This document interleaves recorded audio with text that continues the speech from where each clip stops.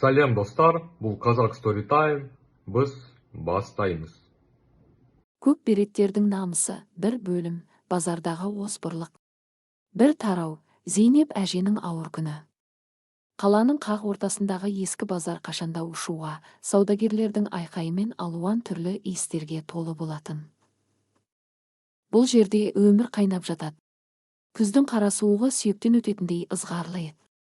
Базардың ең шеткі, адам көп жүре бермейтін бұрышындағы кішкене ғана ағаш жәшіктің үстінде 80-нен асқан Зейнеп әже бүрсініп отырды. Оның үстінде түсі оңып кеткен ескі пальто, басында жүн орамал. Әженің әжім басқан, тамырлары білеуленген қолдары тоқтаусыз дірілдейді. Жәшіктің үстіне ол өзінің көз майын таусып тоқыған бірнеше жүн шұлықтарын, қолдан жасаған құртын және ауласында өскен аздаған алмаларын жайып қойған. Зейнеп әженің бұл жерде отырғаны байлыққа кенелу үшін емес, аштан өлмеудің, дәрі-дәрмегіне тиын-тебен табудың жалғыз амалы еді. Оның тағдыры өте ауыр болатын. Осыдан 10 жыл бұрын жалғыз ұлы жол апатынан қайтыс болып, келіні басқа адамға тұрмысқа шығып кеткен. Содан бері ол 12 жасар немересі Азаматты жалғыз өзі кішкентай зейнетақысымен асырап келеді. Биыл қыс қатты болайын деп тұр, ал немересінің қыстық етігі жыртылған. Зейнеп әже сол етікке ақша жинау үшін күн сайын таңғы сағат 6-дан кешкі 8-ге дейін осы тас еденде, жел өтінде тоңып отыратын. Шұлық алыңыздар, қарағым. Таза қой жүнінен тоқылған, қыста жылы жүресіңдер деп ол жанынан өткен адамдарға әлсіз дауыспен үн қатады. Бірақ жұрттың көбі өз шаруасымен асығып, кемпірге бұрылып қарамайтында. Көпшілігі үлкен сауда орталықтарынан киінуді әдетке айналдырған. Сағат түскі 2-ні көрсетті. Әженің қалтасында небәрі 800 теңге ғана бар еді. Ол тоңған қолдарын бір-біріне ысқылап, ішінен жаратқанға жалбарынып, саудасының жүруін тілеп отырды. Бірақ ол алда қандай сұмдық күтіп тұрғанын әлі білмеді. Екі тарау, базардың қожайыны. Базардың екінші шетінен адамдардың шуы сап тыйылып, саудагерлердің көздерінде үрей пайда болды. Көпшілігі өз тауарларын жасырып, көздерін төмен салып жатты. Өйткені қатардың басында Дастан бастаған 3 бұзақы көрінді. Дастан осы базардың бейресми қожайыны, нағыз ірекетер, бопсалаушы еді. Жасы 30-дардағы, ірі денелі, үстіне қымбат былғары күрте киген, мойнында жуан алтын алқасы жалтыраған бұл жігіт ешкімді аямайтын қатыгездігімен аты шыққан.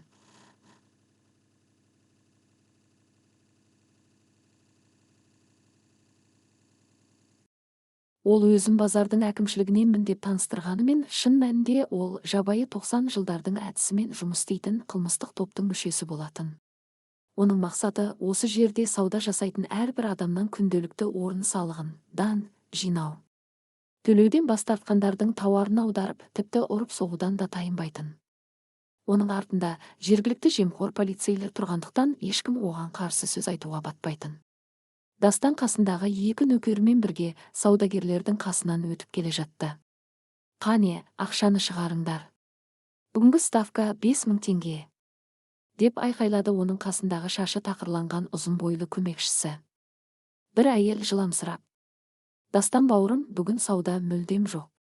3000-ын берейінші, қалғанын ертең тауып берем деп жалынды. Дастан оған мысқылмен қарап, әйелдің алдында тұрған алма толы жәшікті етігімен теуіп жіберді. Алмалар жан-жаққа домалап жерге шашылды. Мен саған банк емеспін, қарызға беретін. 5000 дедім бе, 5000 бересің. Әйтпесе мына орныңды босат. Деп жекірді ол. Әйел үнсіз жылап, қалтасындағы бар ақшасын шығарып берді. Осылайша жұртты қорқытып үркітіп келе жатқан Дастанның көзі базардың шетінде отырған Зейнеп әжеге түсті. Оның езуіне зұлымдыққа толы күлкі үйірілді. 3 тарау, көк береттердің оралуы. Дәл осы уақытта базардың орталық қақпасынан 3 жас жігіт кіріп келе жатқан еді. Бұл үшеуі Аслан, Бекзат және Рүстем, 3 ағайынды. Олар жай ғана жігіттер емес, Қазақстан Республикасының әуе десанттық әскерлерінде ВДВ келісім шартпен қызмет етіп, ыстық нүктелерде, қиын арнайы операцияларда шыңдалған нағыз сарбаздар болатын. Олардың әскерден босап, туған қаласына оралғандарына небәрі 2 күн болған. Үшеуінің де иықтары кең, жүрістері нық, Көздерінде ешқандай қорқыныш жоқ, нағыз еркектерге тән сабырлылық пен сенімділік бар еді. Үстілерінде қарапайым азаматтық күртешелер болғанымен, олардың астынан десантшылардың мақтанышы көк ақ жолақты тельняшкалары көрініп тұрды. Аслан үлкені. Жасы 28-де. Ол топтың биі, бұрынғы капитан. Өте сабырлы, сөзге сараң, бірақ әрекетке келгенде найзағайдай жылдам. Бекзат ортаншысы. 26-да. Бойы 2 метрге жуық алып. Ол десанттық барлау тобында пулеметші болған. Қаны қызу, әділетсіздікті көрсе бірден бұрқ ете қалатын мінезі бар. Рүстем кенжесі. 24-те. Ол өте шапшаң, қоян қолтық ұрыстың шебері әрі әскери медик. Олар базарға аналарына сыйлық алу үшін және кешкі дастарханға азық-түлік алуға келген еді. Аслан аға, қараңызшы, мына қала қалай өзгеріп кеткен, деді Рүстем айналаға қарап.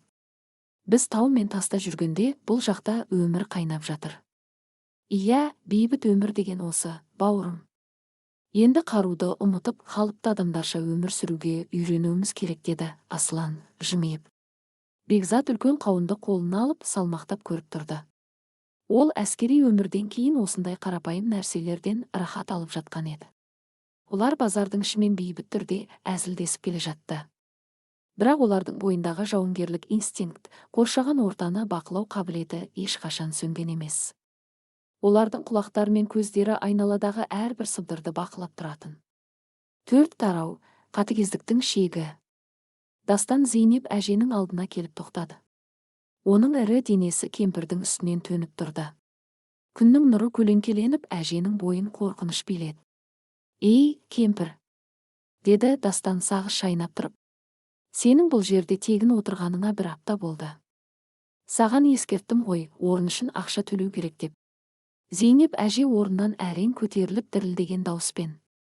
Қарағым, балам, мен бұл жерде ешкімге кедергі жасап отырған жоқпын ғой. Бұл жер базардың ең шеті. Менің саудамда жоқ. Қалтамда 800 теңге қалды. Оған немереме нан мен сүт алуым керек. Айналайын, тиіспей-ақ қойшы маған, деп жалынды. Дастанның қасындағы 2 соқыртеке қарқылдап күліп жіберді. Маған сенің немереңнің не қатысы бар? Менің проблемам ба? Деді Дастан даусын көтеріп. Базардың өз заңы бар. Төлемейсің бе, онда затыңды тәркілеймін. Ол еңкейіп Зейнеп әженің жәшігінде тұрған қолдан тоқылған шұлықтарды жұлып алды да жерге, шалшық судың ішіне лақтырып жіберді. Содан кейін құрт салынған ыдысты аяғымен теуіп ұшырды. Аппақ құрттар базардың лас асфальтына шашылып қалды. Зейнеп әженің жүрегі қарс айырылды. Бұл оның түні бойы көз майын тауысып істеген еңбегі еді. Не істеп жатсың, қаны безер? Бұның обал сауабынан қорықпайсың ба? Құдайдан қорықсаңшы, деп әже көзіне жас алып Дастанның қолынан ұстап тоқтатпақшы болды. Ол өзінің еңбегін қорғағысы келді. Оның кішкентай әлсіз қолдары Дастанның жуан білегіне жармасты. Қолыңды тарт, кәрімстан, деп Дастан ашуланып кетті. Ол нағыз еркекке, жалпы адамзатқа жатқылық жасады. Дастан өзінің үлкен, ауыр қолымен Зейнеп әженің кеудесінен қатты итеріп кеп жіберді. Соққының қатты болғаны соншалық 80-нен асқан қария тепе-теңдігін жоғалтып, артқа қарай ұшып түсті. Ол тас асфальтқа арқасымен құлап, басын жәшіктің бұрышына қатты соғып алды. Ақ деген әлсіз дауыс шықты да, Зейнеп әже қимылсыз жатып қалды. Оның маңдайынан қызыл қан сызылып аға бастады. Базар іші өлі тыныштыққа қамалды. Жұрттың бәрі шок күйінде тұрып қалды. Ешкім бұл сұмдыққа сенгісі келмеді. Жас, ірі жігіттің дәрменсіз, қауқарсыз кәрі әжені ұрып құлатуы бұл қазақ даласында бұрын соңды болмаған, естімеген масқара еді. Дастан болса ештеңе болмағандай үстін қағып. Өзі кінәлі. Басқаларына да сабақ болсын. Төлемейсіңдер ме, күндерің осы болады, деп айқайлады бүкіл базарға қарап. Оның нөкерлері жерде жатқан кемпірге мазақпен қарап күліп тұрды. Жұрттың көбі қорқып артқа шегінді. Ешкімнің оған қарсы шығуға батылы бармады. 5 тарау. Шыдамның шегі. Дәл осы кезде оқиға орнынан 20 метрдей жерде тұрған 3 ағайынды бұл көріністі анық көрді. Асланның қолындағы торсық жерге түсіп кетті. Бекзаттың көздері шарасынан шығып, тамырлары білеулене бастады. Рүстемнің бет әлпеті қасқырдікіндей жиырылып кетті. Олардың әскери өмірде көрмеген сұмдығы жоқ еді. Олар қанды шайқастарды, жарылыстарды көрді. Бірақ ол жақта қарулы жау қарулы сарбазға қарсы соғысатын. Ол жердегі соғыстың өз ережесі бар еді. Ал мына жерде өздері қорғауға ант еткен бейбіт елдің қақ ортасында, жүрегінде түгі жоқ бір хайуанның ана орындағы кемпірге қол көтеруі. Бұл олардың десанттық намысына ғана емес, еркектік намысына, адамдық ар-ұжданына тікелей жасалған шабуыл еді. ВДВ-ның жазылмаған заңы бар, өзіңнен әлсізді қорға, әділетсіздікке ешқашан көз жұмба. Үш ағайынды бір-біріне қарады. Оларға артық сөздің, бұйрықтың қажеті жоқ еді. Олар бір-бірін көзқараспен түсінді. Олардың азаматтық, бейбіт өмірге деген күлкілері сол секундта өшіп, олар қайтадан қатыгездікке қарсы тұратын, жазалаушы әскери машинаға айналды. Бекзат, Рүстем, деді Аслан өте суық, мұздай дауыспен. Бұл дауыста ешқандай ашу жоқ, тек өлімнің үкіміндей нақтылық бар еді. Жұмыс істейміз. Бекзат саусақтарын сытырлатып, мен мына екі итті аламын деді, ол Дастанның қасындағы екі нөкерге қарап. Қожайыны менікі деді, Аслан күртешесінің сыдырмасын ақтып. Көк жолақты тельняшкасы көрінді. Мен әжеге көмектесемін деді, Рүстем алға ұмтылып. Үш көк берет тобырды жарып қанға боялып жатқан Зейнеп әже мен оны мазақтап тұрған Дастанға қарай аяқ басты. Олардың әрбір қадамынан базардың асфальты дірілдеп жатқандай сезілді. Халық олардың түрін көріп, өздігінен екіге айырылып жол беріп жатты. Олардың көздеріндегі қаһар сондай еді, тіпті ауаның өзі ауырлап кеткендей болды. Дастан жерге түкіріп артына бұрылмақшы болғанда, оның алдынан таудай болып Бекзат шыға келді. Немене, жол беріңдер, деп айқайлады Дастан, әлі де кіммен ісі болып тұрғанын түсінбей. Ол өзін бүкіл қаланың қожайыны сезінетін. Аслан баяу қадаммен келіп Дастанның дәл алдына тұрды. Ол Дастанның көзіне тіке қарады. Ол көзқарастан Дастанның ішінде бір үрей оянғандай болды. Сен қазір не істедің? Деді Аслан тып-тыныш дауыспен. Бірақ бұл тыныштық жарылар алдындағы гранатаның тыныштығы еді. Саған не керек, Құры бар бұл жерден. Білмейсің бе менің кім екенімді? Дастан өзінің әдеттегі дөрекілігіне басып, Асланның кеудесінен итермекші болды. Бірақ оның қолы Асланның кеудесіне тиіп үлгерген жоқ. Аслан найзағайдай жылдамдықпен Дастанның қолынан қағып жіберіп, оның білегін бұрап алды да. Мен сенің кім екеніңді білмеймін. Бірақ мен сенің қазір кім болатыныңды жақсы білемін. Сен қазір менің жеке жауымсың деді де, Дастанды тізесімен ішінен дәлдеп, бар күшімен періп жіберді. Шайқас басталды. Бейбіт базардың ортасында нағыз әділеттілік үшін күрес тұтанды, алты тарау, жазалаушы күштің оянуы. Асланның Дастанның ішінен періп қалған тізе соққысы базардың шуын бір-ақ сәтте тоқтатқандай болды. Соққының ауырлығы соншалық, өзін базардың қожайыны сезініп жүрген 100 келілік рекетердің көздері шарасынан шығып, ауа жетпей қырылдап қалды. Ол екі бүктетіліп асфальтқа тізерлей құлады. Бірақ көше төбелесіне әбден үйренген Дастан бұл масқараға шыдамады. Ол ауырсына жүріп орнынан атып тұрды да, оң қолымен Асланның жағынан бар күшімен ұрғысы келді. Оның жұдырығы ауаны тіліп өтті, бірақ Аслан ол жерде жоқ еді. Десанттық барлау тобының капитаны көше бұзақысының қимылын бір секунд бұрын оқып қойған. Аслан сәл ғана солға қайырылып, Дастанның ұшқан қолын білегінен шап беріп ұстады да, өз осымен айналдыра бұрап, оның шынтағын сындыруға шақ қалдырып, етбетінен асфальтқа қадап тастады. Сенің соғысқаның осы ма? Деді Аслан мұздай суық дауыспен Дастанның қолын артына қайырып, тізесімен оның мойнын басып тұрып. Еркектігің тек кемпірлерге ғана жете ме, шақал?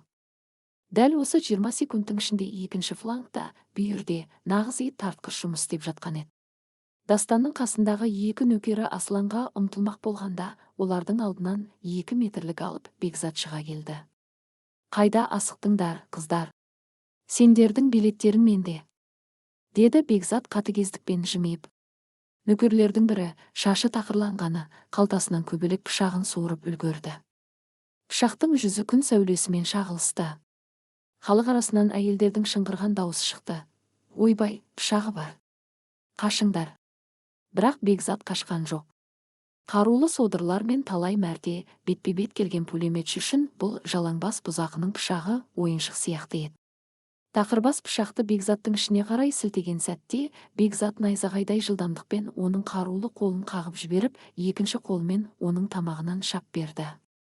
Сосын ол екінші нөкердің жағасынан ұстады да, екеуінің басын бір-біріне бар күшімен соқты. Гүрс еткен сүйектің дыбысы шықты. Екі бұзақының да көздері ақшиып, пышақтары жерге сыңғыр етіп түсті де, өздері қап сияқты асфальтқа сұлап түсті.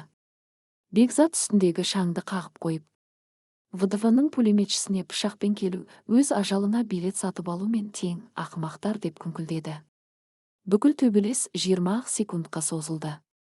Үш көше бұзақысы кәсіби әскери машинаның алдында жапырақша ұшып түскен еді. 7 тарау, Рүстемнің мейірімі. Ағалары жаудың көзін жойып жатқанда, кенжесі Рүстем тізерлеп барып, қанға боялып жатқан Зейнеп әженің қасына құлады. Оның әскери медик ретіндегі инстинкті бірден іске қосылды. Қан әженің шүйдесінен ағып, ақ жаулығын қызылға бояп жатқан еді. Әже, мені естисіз бе? Көзіңізді ашыңызшы. Рүстем өзінің таза, жаңа күртешесін шешіп алып, оны бүктеп әженің басының астына жастық қылып қойды. Ол тез арада өзінің шалбарының қалтасынан әрдайым өзімен алып жүретін кішкентай тактикалық аптечкасын шығарды. Нағыз әскерилер оны ешқашан тастамайтын. Оның ішінен стерилді бинтпен қан тоқтататын гемостатик ұнтағын жұлып алды. Жараны тез қарап шықты. Соққы қатты болғанымен сүйек сынбапты, бірақ миы шайқалғаны анық еді. Рүстем минтпен әженің басын қатты қысып таңып қанды тоқтатты. Ол әженің дірілдеген, мұздай тамырлары шығып кеткен қолдарын өз алақанына алып демімен жылыта бастады. Жедел жәрдем шақырыңдар. Тез, деп айқайлады Рүстем айналада шок болып тұрған халыққа. Зейнеп әже баяу көзін ашты. Оның жанары бұлдырап түк түсінбей жатыр еді. Оның көзіне Рүстемнің көк ақ жолақты тельняшкасы отты жанары түсті. Балам, менің алмаларым құртым. Оларды төгіп тастады ғой. Немереме не апарамын?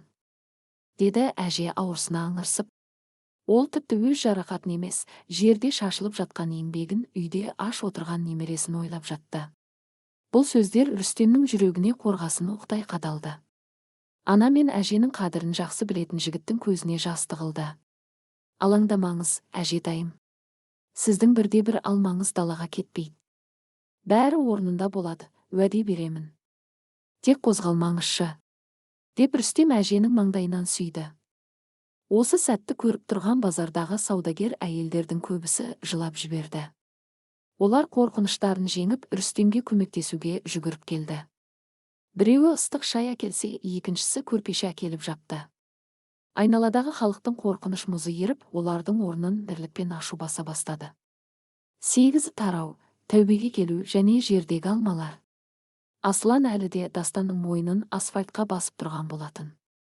Дастанның беті қолы шаң, мұрнынан қан кетіп жатыр. Кешегі базардың патшасы қазір мүсәпір күйге түскен еді.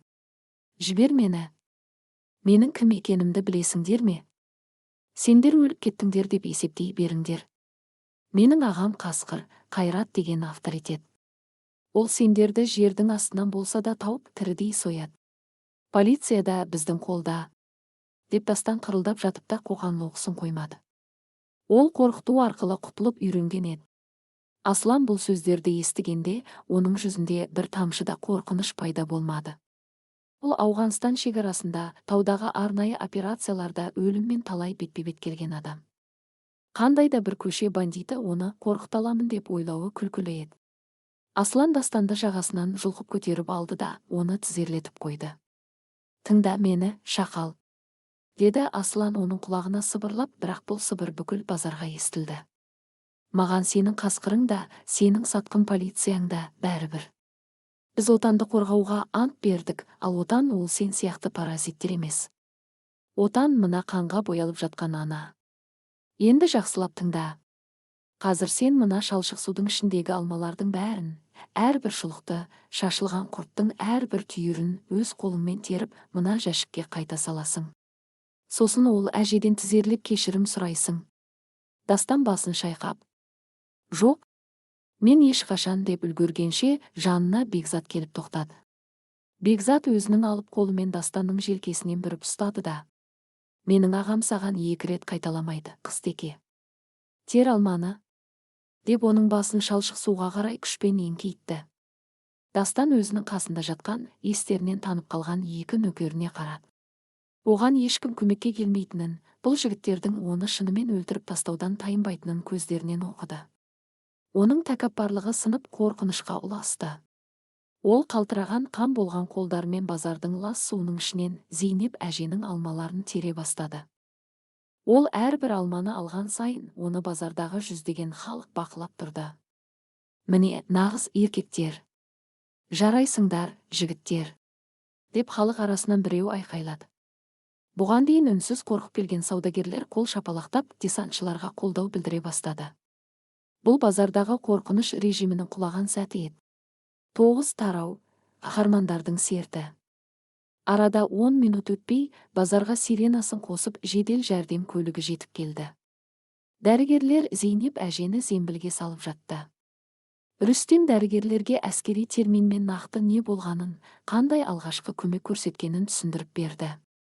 Дәрігерлер жігіттің сауаттылығына таңғалып, сіз болмағанда ол қансырап қалар еді, жарайсыз деді. Аслан мен Бекзат Дастан жинаған алма мен шұлықтарды жәшікке салды. Аслан қалтасынан өзінің әскери жалақысынан жинаған қалың ақшасын шығарды да, ішінен 50 000 теңгені суырып алды. Бекзат пен Рүстем де қалталарындағы бар ақшаларын қосты. Барлығы 100 000 теңгедей ақша жиналды. Аслан бұл ақшаны Зейнеп әженің пальтосының қалтасына салып жатып, әже, бұл сіздің бүкіл тауарыңыздың ақшасы. Немереңізге ең мықты етік пен жылы киімдер алыңыз. Сіз енді ешқашан бұл суық базарда отырмайсыз деді. Зейнеп әже көзінің жасын көл қылып, жігіттерге батасын беріп жатты. Айналайындар, періштелерім. Көк тәңірім сендерді пәле жаладан сақтасын. Аналарың қандай бақытты, сендердей батырларды дүниеге әкелген. Жедел жәрдем көлігі әжені алып кетті. Рүстем әженің мекенжайын және аурухананың атын жазып алды. Олар бұл істі жайдан жай осылай қалдырмауға бекінген еді. Бұл кезде Дастан мен оның нөкерлері жерден әрең көтеріліп, сүйретіліп қашып бара жатты. Дастан ұзап барып артына бұрылды да қанға боялған аузымен. Сендер өліп кеттіңдер.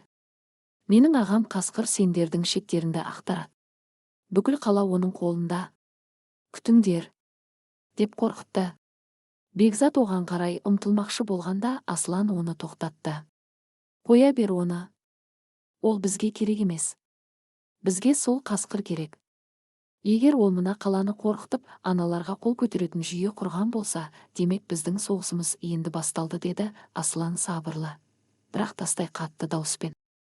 3 көк берет базардың ортасында тұрды.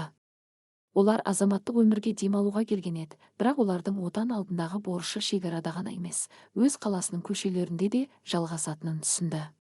Олар туған қаласын қылмыскерлерден тазартуға іштей серт берді. 10 тарау, Қасқырдың апанындағы дабыл. Оқиғадан кейін бірнеше сағат өтті. Қаланың шетіндегі қымбат, зәулім мейрамхананың жабық деп бөлмесі. Бұл жер қаладағы ең қауіпті қылмыстық топтың басшысы Қайраттың лақап аты Қасқырдың штабы еді. Қасқыр 40-тан асқан, көздері суық, өте қу және ықпалды адам. Ол қаладағы көптеген бизнестерді, базарларды бақылауда ұстайды және полиция басқармасындағы үлкен шенділермен ауызшаласқан. Есік ашылып, ішке бет аузы ісіп кеткен, киімі жыртылған Дастан кіріп келді. Ол Қасқырдың інісі емес, оның қол астындағы ең сенімді бригадирлерінің бірі болатын. Қасқыр темекісін бұрқыратып, Дастанның түріне қарап, мысқылдап күлді. Мына түрің не, Дастан? Базардағы әйелдерден таяқ жеп қалдың ба? Сәке, Сәбит Қайратты осылай атайтын, мені әжуаламаңызшы, деді Дастан қырылдап. Базарға әлдебір 3 жынды кіріп келді. Олар жай адамдар емес. Қимылдарына қарағанда спецназ немесе әскерилер. Бізді 20 секундта жайратып салды. Олар бүкіл базардың алдында мені тізерлетіп кемпірдің алмаларын тергізді. Біздің авторитетіміз бір-ақ күнде күл талқан болды. Базардағылар енді бізге ақша төлемейтінін айтып жатыр. Қасқырдың күлкісі сап тыйылды. Оның көздері тарылып, қолындағы қымбат виски құйылған стаканды үстелге тарс еткізіп қойды. Ол үшін ақшадан да маңызды нәрсе қорқыныш. Егер халық қорқуды қойса, оның империясы құлайды деген сөз. Және бүкіл базардың алдында оның адамын тізерлету, оған тікелей жасалған соғыс жариялау еді. «Үшеу дейсің бе?» деді қасқыр орнынан тұрып терезеге жақындап. «Қалаға жаңадан батырлар келіпті ғой. Олар қатты қателесті. Олар кинодағыдай үшеулеп бүкіл мафияны жеңеміз деп ойлайтын шығар». Ол өзінің көмекшісіне бұрылып қатал бұйрық берді. «Қаладағы барлық жігіттерді жинаңдар. 100 адам болса да жинаңдар. Ол үшеуінің кім екенін, қайда тұратынын 1 сағаттың ішінде тауып беріңдер. Маған оларды тірідей алып келіңдер. Мен олардың көк береттерін өз қандарына бояп, бүкіл қалаға сабақ қыламын». Қылмыстық әлемнің қара бұлты 3 ағайындының басына үйіріле бастады. Бірақ қасқыр бір нәрсені білмейтін еді. Ол жай ғана көше бұзақылармен емес, қазақтың рухы мен десанттың намысын арқалаған, соғыста шыңдалған нағыз қасқырлармен ойнап жатқан болатын. 11 тарау, ана жүрегі және бейбіт күннің құны. Базардағы қанды қақтығыстан кейін 3 ағайынды үйлеріне оралды. Олардың шаңырағы қаланың ескі аудандарының бірінде орналасқан, сырты қарапайым болғанымен, іші жылулыққа толы кішкене жер үй еді. Бұл үйдің табалдырығын аттаған сәтте олар үшін соғыста, көшедегі қатыгездікте артта қалатын. Оларды үйде аналары Гүлнұр апай күтіп отырған. 3 ұлын жалғыз өзі өсіріп, 3-еуінде әскерге, отан қорғауға аттандырған Гүлнұр апайдың жүрегі қашанда қобалжулы еді. Ұлдары ыстық нүктелерде, шекарада қызмет еткен жылдары, ол түнімен көз ілмей дұға етіп шығатын. Міне, енді 3-еуі де аман есен оралып, көз алдында тұр. Жігіттер үйге кіргенде Асланның күртешесіндегі шаңды, ал Рүстемнің жеңіндегі кішкентай қандағын ананың қырағы көзі бірден байқады. «Құлындарым, не болды сендерге? Жүздерің неге қатайып кеткен? Рүстем, мынау қан ба?» Гүлнұр апай бәйек болып ұлдарының қасына жүгіріп келді. Рүстем жымиып анасын үлкен құшағына алды. «Ештеңе етпейді, анашым. Базарда бір кісі құлап қалып, соған алғашқы көмек көрсеткен едім. Соның қаны ғой. Біз аманбыз, ешкіммен төбелескен жоқпыз» деп өтірікті шындай етіп айтты ол. Анасының онсыз да шаршаған жүрегін ауыртқысы келмеді.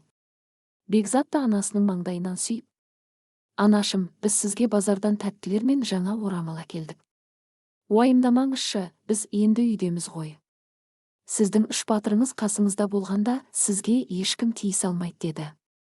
Дастархан басында шай ішіп отырғанда жігіттердің сырты күліп тұрғанымен іштерінде үлкен ой арпалысып жатты. Аслан үндемей шайын ішті. Ол базардағы оқиғаның жай ғана төбелес еместігін, артында үлкен қылмыстық топтың тұрғанын және олардың міндетті түрде кек алуға келетінін жақсы білетін.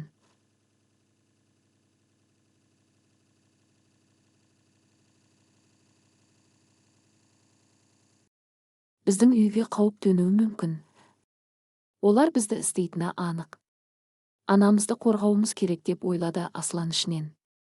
12 тарау, жетімнің көз жасы және көк береттердің уәдесі. Кеш батты. Аслан үйде қалып, ауланың қауіпсіздігін тексеруге кірісті. Ал Бекзат пен Рүстем жедел жәрдем алып кеткен Зейнеп әженің жағдайын білу үшін қалалық ауруханаға қарай жол тартты. Олар жол жөнекей спорт дүкеніне соғып, Зейнеп әженің базарда айтқан сөзін естеріне түсіріп, 12 жасар балаға арналған ең мықты, жылы қыстық етік және қалың күртеше сатып алды. Аурухананың палатасына кіргенде Зейнеп әже басы ақ бинтпен оралған күйі төсекте жатыр екен. Оның қасында жұпыны киінген, көздері мөлдіреген кішкентай ұл бала жылап отырды. Бұл оның немересі Азамат еді. «Әже, сізді кім ұрды? Мен өскенде олардың бәрін жазалаймын. Мен сізді қорғаймын», деп Азамат әжесінің қолын қысып көз жасын төгіп отырды. Зейнеп әже оның шашынан сипап: «Жылама, құлыным. Мен жақсымын. Құдай маған бүгін 3 періштесін жіберді. Олар болмағанда мен сол тас асфальтта қатып қалар едім» деп күрсінді. Дәл осы кезде есік ашылып, палатаға ек алып жігіт Бекзат пен Рүстем кіріп келді. Әже оларды бірден таныды. «Айналайындар, келдіңдер ме?» Әженің жүзі нұрланып кетті. Рүстем жымиып әженің қасына келіп отырды. Әжетай, жағдайыңыз қалай? Дәрігерлер не айтты? Сүйектеріңіз аман ба? Аманмын, балам. Сендердің арқаларыңда тірі қалдым. Мынау менің жалғыз тұяғым, Азаматым ғой, деді әже немересін көрсетіп. Бекзат қолындағы үлкен пакетті Азаматтың алдына қойды. Бала қорқақтай қарап, пакеттің ішін ашты. Ішінен жап-жаңа, жылы қыстық етік пен қалың күртешені көргенде, баланың көздері шарасынан шыға жаздады. Ол өмірінде мұндай жаңа киім киіп көрмеген еді. Бұл маған ба? Деді Азамат сенер-сенбесін білмей. Саған, батыр, деді Бекзат оның иығынан қағып. Еркек ешқашан тоңбауы керек. Өйткені сенің мойныңда әжеңді қорғау міндеті тұр. Ал мынау саған ағалық сыйлығымыз болсын. Азамат киімдерді құшақтап еңіреп жылап жіберді. Бұл қуаныштың, мейірімнің көз жасы еді. Ол Бекзатты барып қатты құшақтап алды. Рүстем Азаматтың көз жасын сүртіп, оған тесіле қарады. Азамат, сен енді жалғыз емессің. Егер біреу саған немесе әжеңе тиіссе, мына нөмірге хабарлас, деп ол кішкентай қағазға өз нөмірін жазып берді. Біз десантпыз. Ал десанттар өз бауырларын ешқашан тастамайды. 13 тарау, қасқырдың ізіне түсу және жемқор полиция. Бұл уақытта Қайраттың, қасқырдың кеңсесінде нағыз әбігер болып жатты. Базардағы бейнебақылау камераларының жазбаларын қарап отырған қасқыр мен оның жандайшаптарының жүздері бұзылып кеткен. Видеода үш жігіттің 20 секунд ішінде 3 қарулы бандитті қалай жайратып салғаны анық көрініп тұрды. Олардың қимылдарында артық ешқандай қозғалыс жоқ, әрбір соққысы өлшеулі, кәсіби және өлімшет. Кабинетте форма киген қалалық полиция бөлімінің жемқор майоры отырды. Ол қасқырдың ақшасына сатып алынған адам болатын. Сәке, бұлар жай ғана көше бұзақылары емес, деді майор терлеп қолындағы папканы ашып. Біз олардың бет әлпетін базадан тексердік. Бұлар Махмутовтар, 3 ағайынды.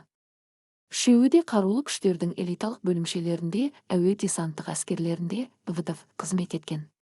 Майор папкадағы қағаздарды оқи бастады. Үлкені Аслан, капитан, арнайы мақсаттағы спецназ барлау тобының командирі болған. Тактика мен стратегияның шебері. 2 рет жауынгерлік орденмен марапатталған. Ортаншысы Бекзат аға сержант. Ауыр қару-жарақ маманы. Қоян қолтық ұрыстан қарулы күштердің чемпионы. Бір өзі 5 адамға төтеп бере алатын физикалық күші бар. Кенжесі Рүстем сержант, әскери медик және пышақпен күресудің ножевой бой маманы.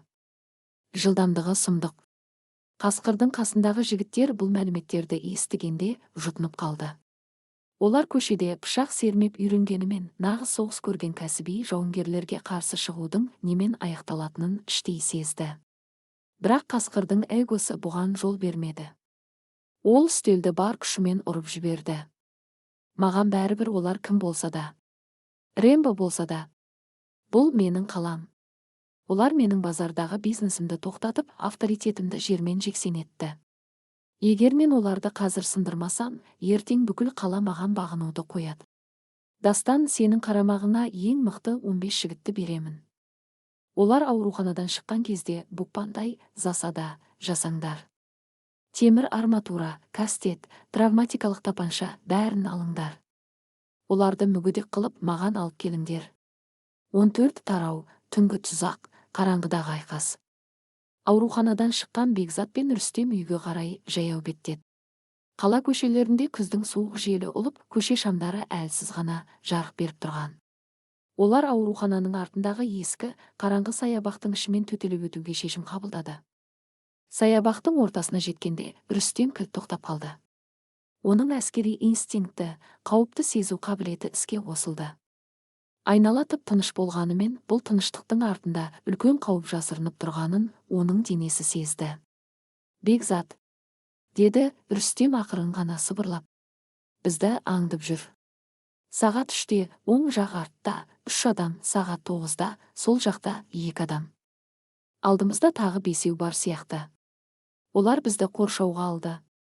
Бекзат миығынан күлді. Ол баяу ғана мойнын бұрып, саусақтарын сытырлатты. Қасқырдың күшіктері ғой.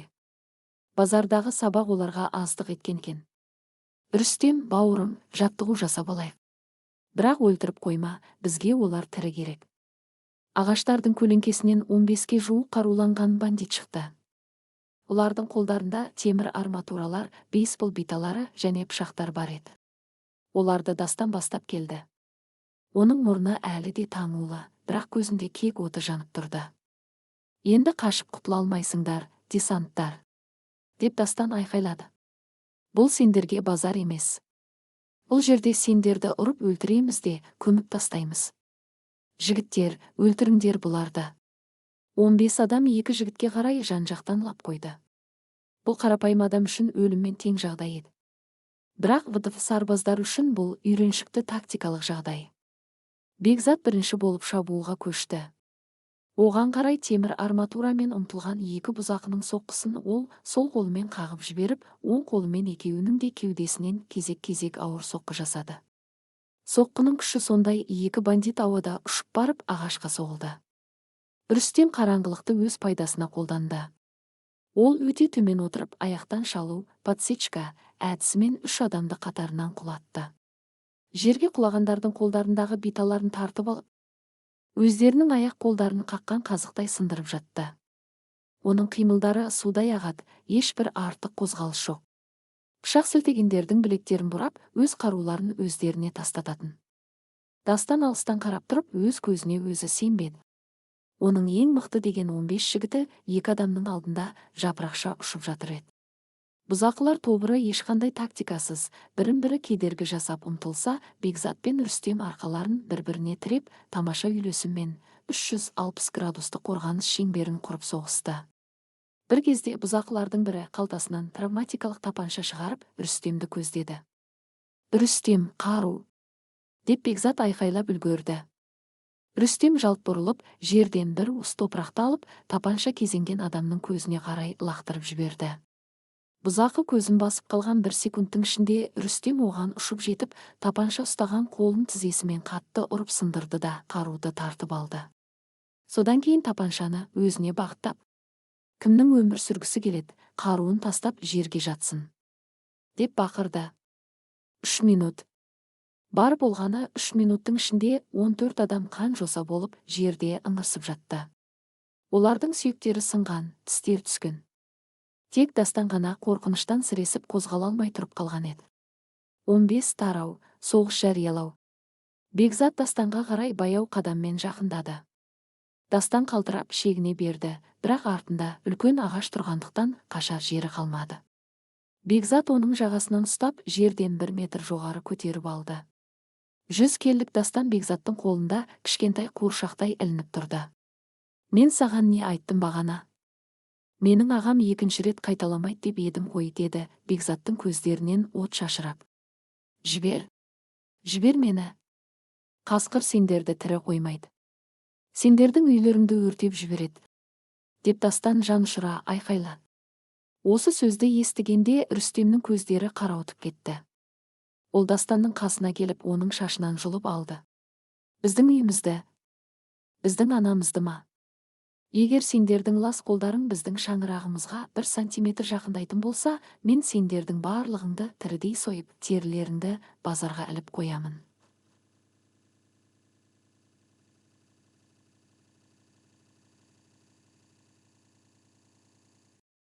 Рүстем Дастанды жерге лақтырып жіберіп, оның кеудесінен аяғымен басты. «Сенің қасқырың өзін аңшымын деп ойлайтын шығар. Бірақ ол біздің кім екенімізді түсінбеді. Біз оның құрбаны емеспіз. Біз оның ажалымыз. Оған барып айт. Егер ол еркек болса, ертең кешке ескі зауыттың аумағына жалғыз келсін. Егер біздің отбасымызға немесе Зейнеп әжеге біреуің жақындасаңдар, сендердің бүкіл қылмыстық топтарыңды жер бетінен жойып жібереміз». Екі ағайынды қараңғы саябақтың ішіне сіңіп көрінбей кетті. Ал жерде ыңырсып жатқан 15 бандит өздерінің кіммен соғысқалы жатқандарын енді ғана толық түсінгендей болды. Олар көше бұзақылармен емес, соғыс машинасымен, нағыз жазалаушы күшпен бетпе-бет келген еді. Үйге келгенде Аслан оларды күтіп отырған болатын. Рүстем мен Бекзат болған жағдайды түсіндірді. Аслан терезеден қараңғы көшеге ұзақ қарап тұрды да. Демек олар шектен шықты. Олар біздің үйге қауіп төндірді. Жігіттер, анамызды таңертең ауылға, нағашыларымыздың үйіне жібереміз. Ол жақта қауіпсіз болады. Ал біз ескі киімдерімізді киеміз. Қасқыр соғыс қаласа, ол соғысты алады. Біз бұл қаланы мына паразиттерден тазартатын уақыт келді, деді Аслан нақты шешіммен. 3 десантшы шатырға шығып, өздерінің ескі әскери қаптарын, рюкзактарын ашты. Ішінен тактикалық кеудешелерін, берік етіктерін және әскери қолғаптарын шығарды.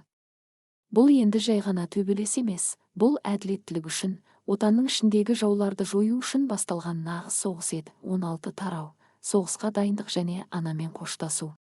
Таң сәрі. Қала әлі терең ұйқыда жатқанда, 3 ағайындының үйіндегі шам жанып тұрды. Олар түнімен көз ілмеді. Асланның шешімі бойынша ең бірінші кезекте отбасының қауіпсіздігін қамтамасыз ету керек еді. Олар аналары Гүлнұр апайды оятып, ештеңе түсіндірместен заттарын жинатып, қала сыртындағы нағашыларының ауылына жіберуге дайындады. Аслан, балам, не болып жатыр өзі? Таң атпай қайдағы жол? Сендер бірдеңе бүлдірдіңдер ме? Деді Гүлнұр апай жүрегі алып ұшып, ұлдарының қатаң жүздеріне қарап. Аслан анасының қолынан ұстап, мейірмен жымиды. Анашым, ешқандай уайым жоқ. Жай ғана біздің әскери достарымыз келе жатыр, үйде біраз шулы жұмыстар болады. Сіз ауылдағы ағамның үйіне барып, таза ауа жұтып демалып қайтыңызшы. Біз сізді 2-3 күннен кейін өзіміз барып алып келеміз. Уәде беремін. Рүстем мен Бекзат та аналарын құшақтап көлікке мінгізіп жіберді. Көлік ауладан ұзап көзден таса болғанша үшеуі үнсіз қарап тұрды. Анасының қауіпсіз жерге кеткені олардың арқасынан үлкен жүк түскендей болды. Енді олардың қол аяғы бос еді. Олар енді ешкімге жалтақтамай, өздерінің нағыз табиғатына, жауынгерлік бейнесіне ене алатын. Үйге кірген бойда Аслан бұйрықты дауыспен: "Ал жігіттер, уақыт басталды. Бұл енді көше төбелес емес. Бұл қаланың ішіндегі тактикалық операция. Қарсыластың саны көп, оларда атыс қаруы болуы мүмкін. Сондықтан біз бейбіт тұрғындарға зиян тигізбей, тек нүктелік, точечный соққылар жасаймыз." Олар шатырдан әкелген әскери рюкзактарын ашты. Ішінен қара түсті тактикалық киімдерін, кевлар қолғаптарын, тізе мен шынтақ қорғаныштарын, жарық шу гранаталарын, светошумовые гранаты және арнайы жасақтың резеңке таяқшаларын, телескопическая шығарды. Олар атыс қаруын қолданбауға шешім қабылдады.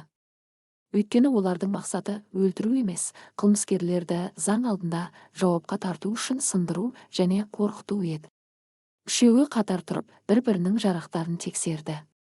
Бекзат өзінің үлкен жұдырықтарына қара қолғабын киіп жатып, мойнын сытырлатты. Рүстем екі кішкене пышағын етігінің қонышына тығып жатты, тек төтенше жағдай үшін. Аслан қара бетпердесін, балаклава басына киіп, тек көздерін ғана қалдырды. Есімізде болсын, бауырлар. Біздің басты нысанамыз, қасқыр қалғандары жай ғана кедергілер. Оларды жолдан тазалаймыз, бірақ мүгедек қылмаймыз. Түсінікті ме? Деді Аслан. Құп болады, командир. Деді Бекзат пен Рүстем бір ауыздан. Олардың көздерінде ешқандай қорқыныш жоқ еді. Олар соғысқа бара жатқан жоқ, олар өздерінің үйін тазартуға бара жатқан тазалаушылар сияқты көрінді. 17 тарау, ескі зауыттағы түнек. Түн ортасы. Қаланың өнеркәсіптік аймағында орналасқан, баяғыда қараусыз қалған кірпіш зауыты. Бұл қасқырдың негізгі күштерін жинайтын, қару-жарақ пен заңсыз тауарларын сақтайтын жасырын базасы еді. Зауыттың аумағы үлкен, айналасы биік бетон дуалмен қоршалған. Аулада 10-нан астам қара түсті жол талғамайтын көліктер тұр. Қасқырдың бұйрығымен мұнда 50-ге жуық қаруланған бандит жиналған болатын. Олар от жағып, темекі тартып, өздерін өте сенімді сезініп тұрды. Олардың ойынша қандайда бір 3 десантшы мынадай армияға қарсы келуге ешқашан батылы бармайды деп есептеді. Зауыттың ішіндегі 2-ші қабаттағы кең бөлмеде қасқыр мен жемқор полиция майоры виски ішіп отырды. Дастан да сонда, қолы кепістелген, бұрышта үнсіз отыр. Көрдің бе, Сәки, деді майор күліп. Олар қорыққандарынан қаладан қашып кеткен шығар. Бұл саған кино емес қой, 3 адам 50 адамға қарсы шығатындай. Ертең таңертең олардың бүкіл туыстарын тауып аламыз да өздерін алдыңызға тізерлетіп әкелеміз. Қасқыр темекісінің түтінін үрлеп, олардың тірі қалғаны маған керек емес. Олар менің базардағы беделімді түсірді. Оларды осы зауыттың пешіне жағамыз деді қатыгездікпен. Дәл осы сәтте зауыттың бүкіл аумағындағы жарық күрс етіп сөніп қалды. Айналаны тас қараңғылық басты. Тек ауладағы жанған оттың әлсіз жарығы ғана қалды. Бандиттердің арасында ушу басталды. Не болып қалды? Жарықты кім сөндірді? Генераторды қосыңдар, деп айқайлады сырттағы күзетшілердің бастығы. Екі бандит фонариктерін жағып, генератор орналасқан шағын ғимаратқа қарай жүгірді. Олар ғимараттың есігін ашып ішке кіргені сол еді. Қараңғылықтың ішінен екі соққының дауысы естілді. Тарс, тұрс. Содан кейін фонариктер жерге түсіп сөніп қалды. Екі бандит қайтып шықпады. Сырттағылар бірдеңе дұрыс емес екенін енді түсінді. Қаруларыңды алыңдар. Біреу бар, деп айқайлады бастықтары тапаншасын суырып. Бірақ олар кіммен және қайда атысатындарын білмейтін еді. Олар қараңғылықпен соғысқалы тұрған болатын. 18 тарау десанттардың елесі. Қараңғы түн десантшылардың ең жақын досы.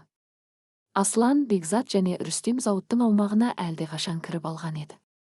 Олардың көздерінде түнгі көру құрылғылары тынып бар. Қараңғылықта олар үшін бәрі жап-жасыл әрі анық көрініп тұрды, ал бандиттер соқыр тышқандай қарманып жүрді. Рүстем нағыз жыртқыштай дыбыссыз қимылдады. Ол зауыттың төбесіндегі темір конструкциялармен маймылша өрмелеп күзетшілердің дәл үстінен түсті. Төменде тұрған 3 адам не болғанын түсінбей де қалды. Рүстем жоғарыдан секіріп түсіп, екі аяғымен екеуінің иығынан басып құлатты да, үшіншісінің мойнынан резеңке таяқшасымен орап алып, есінен таңдырды. Ол 3 секундтың ішінде 3 адамды ұйықтатып тастады да, қайтадан көлеңкеге сіңіп кетті. Ол жақта кім бар? Атыңдар, деп айқайлаған бірнеше бандит Рүстем жоғалған жаққа қарай бей-берекет оқ жаудыра бастады. Оқтар бос темірлерге тиіп ұшқын шашып жатты. Олардың назары сол жаққа ауғанда, оң жақтан аюдай ақырған Бекзат шыға келді. Ол жасырынып та жатпады. Ол тікелей тобырдың ортасына кіріп барды. Бандиттердің бірі оған бейсбол битасын сілтеді, бірақ Бекзат битаны жалаң қолымен ұстап қалып, оны бандиттің қолынан жұлып алды да, өзін 10 метр ары қарай ұшырып жіберді. Ол нағыз танк сияқты алдынан шыққанның бәрін жапырып келе жатты. Қолындағы ауыр соққылары бандиттердің қабырғаларын, жақ сүйектерін үгітіп жатты. Бірнеше адам оны қоршап алмақ болғанда, ол екеуінің басын бір-біріне соғып, тағы біреуін көтеріп алып, өзгелердің үстіне лақтырды. Бұлар адам емес. Қашыңдар. Бұл жын, деп айқайлады бандиттердің көбісі, қорқыныштан қаруларын тастап қақпаға қарай қаша бастады. Бірақ қақпаның алдында оларды Аслан күтіп тұрған еді. Оның қолында ешқандай қару жоқ, тек жұдырығы ғана түйілулі. Оған қарай жүгірген 5 адамды ол керемет тактикалық дәлдікпен әрқайсысының ауырсынатын нүктелерінен болевые точки ұрып жеп. Оның қимылдарында ашу жоқ, тек суық есеп бар еді. Бар жоғы 15 минуттың ішінде ауладағы 30-ға жуық бандит қан жоса болып, естерінен танып, жерде ыңырсып жатты. Қалған 20-сы қорқыныштан қараңғы бұрыштарға тығылып, бастарын көтеруге батылдары бармады. Бұл мафияның күйреуі еді. 3 адам жақсы дайындалған тобырды психологиялық және физикалық тұрғыдан толықтай талқандап тастады. 19 тарау қасқырдың апанына басып кіру. Аула тазартылғаннан кейін, үшеуі зауыттың бас ғимаратының есігінің алдында жиналды. Олар бір-біріне қарап бастарын изеді. Ендігі мақсат екінші қабаттағы қасқырдың кабинеті. Екінші қабатта қасқыр терезеден ауладағы сұмдықты көріп, өз көзіне өзі сенбей тұрды. Оның 50 адамы шаңға аунап, 2-3 адамнан таяқ жеп жатқанын көргенде, оның бүкіл өмірі бойы жинаған авторитеті құм сарайындай шашылып түскенін түсінді.